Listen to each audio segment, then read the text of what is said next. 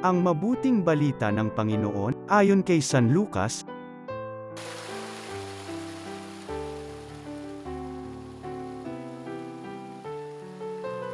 Noong panahong yun, sinabi ni Jesus sa kanyang mga alagad, "Maging handa kayo at sindihan ang inyong mga ilawan.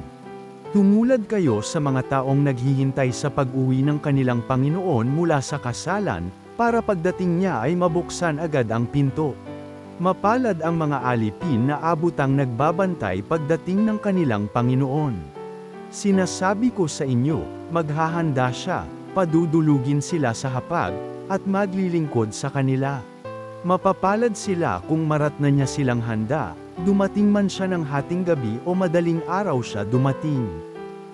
Ang mabuting balita ng Panginoon.